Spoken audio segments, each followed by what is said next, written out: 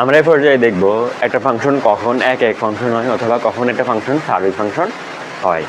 So এক ফাংশনকে ইংরেজিতে আমরা ওয়ান ফাংশন অথবা ইনজেক্টিভ ফাংশন বলতে পারি।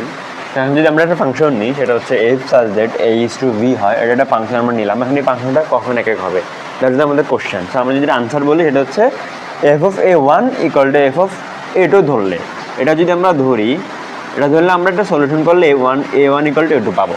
যদি এটা পাই, তখন আমরা এই ফাংশনটাকে ওয়ান বা এক বা ইনজেক্টিভ ফাংশন বলবো। এখন এখানে আমাদের কোশ্চেনটা হচ্ছে এ ওয়ান এবং এ টু মূলত কারা। সো এ ওয়ান এ টু মূলত পরিচয় হচ্ছে এটা, এ ওয়ান এবং এ টু মূলত হবে বিলংস টু এ, অর্থাৎ এ থেকে আমরা এ ওয়ান এবং এ টু নিব। তো আমরা একটা উদাহরণ নিলাম, সেটা হচ্ছে এরকম f of such that 1 2 3 is to হচ্ছে বি হচ্ছে আমাদের 3 4 5।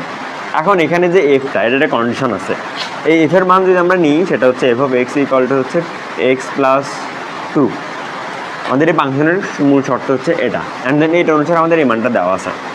তো এখন আমাদের এই ফাংশনটাকে আগে কিনা সেটা যাচাই করার জন্য আমাদের যেটা বলতে, এখান থেকে শর্তটা খেয়াল করি। F of a one equal two হচ্ছে আমরা এফ অফ এ টু ধরবো। এ টু ধরে আমরা ক্যালকুলেশন করে কাকে পাবো, a one equal to a two পাবো। সেটা হলে আমাদের সেই ফাংশনটা কী হবে, এক হবে। এখন এখানে এ ওয়ান এ টু এর পরে সেটা কি আমরা বলছিলাম, এ ওয়ান এ টু মূলত হচ্ছে বিলংস টু এ।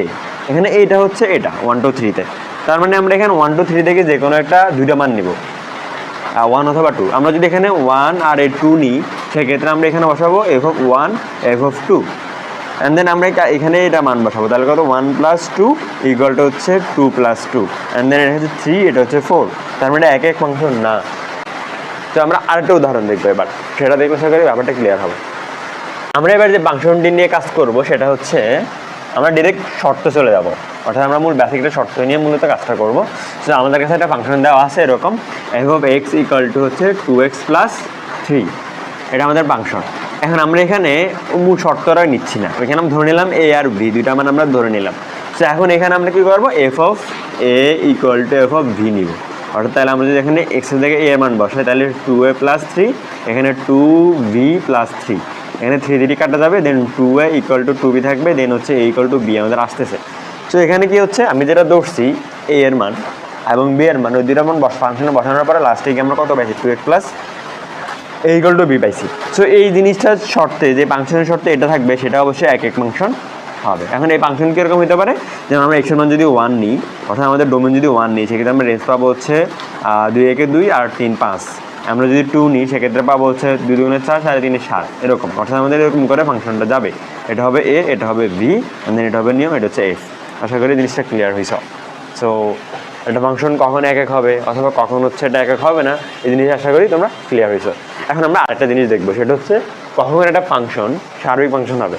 কারণ সার্বিকের বাংলা আছে, সর্বগ্রাহী ফাংশন বলে, অথবা এটাকে আমরা ইংরেজিতে অন্টু ফাংশন বলতে পারি, অথবা এটাকে আমরা সাবজেক্টিভ ফাংশন, নট সাবজেক্টিভ, যেটা সাবজেক্টিভ ফাংশন বলতে পারবো।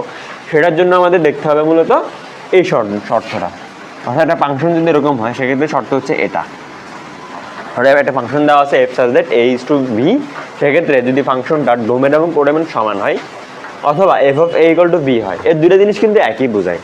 তো যদি হয়, সেক্ষেত্রে এটাকে আমরা অবজেক্টিভ ফাংশন, না তখন আমরা এটাকে সাবজেক্টিভ ফাংশন বলবো। সো এখন ডোমেন এবং কোডোমেনের বিষয়টা কি, ধরো আমাদের এখানে হচ্ছে 1, এটা হচ্ছে আমাদের এ থেকে আমরা ভি নিলাম, এটা হচ্ছে ভি, অ্যান্ড দেন এটা হচ্ছে আমাদের এফ। সো এখানে এটা হচ্ছে ডোমেন, এখানে আমাদের কি দেখতেছে, ডোমেন থাকতেছে, এখানে থাকতেছে আমাদের কোডোমেন। এখন প্রতিটা ডোমেনের জন্য যদি এরকম কোডোমেন পাওয়া যায়, তখন সেটাকে আমরা অন্টু ফাংশন বা হচ্ছে সাবজেক্টিভ ফাংশন বলবো, সাবজেক্টিভ ফাংশন বলবো। আশা করি ক্লিয়ার। এটার সাথে একদম কানেক্টেড, মানে একদম পেঁচায় বলতে পারো, ওই ফাংশনটা হচ্ছে মূলত ইনটু ফাংশন।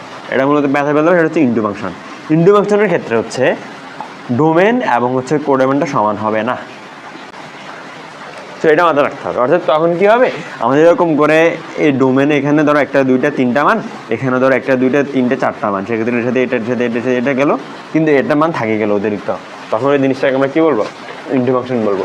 সো অনটু ইনটুর মধ্যে পার্থক্য আশা করি বুঝতে পারছো। তো আমার পূর্বের লেকচারটা দেখলে তোমরা হচ্ছে ইনটু ফাংশন সম্পর্কে আরেকটু জানতে পারবা। থ্যাংক ইউ সবাইকে।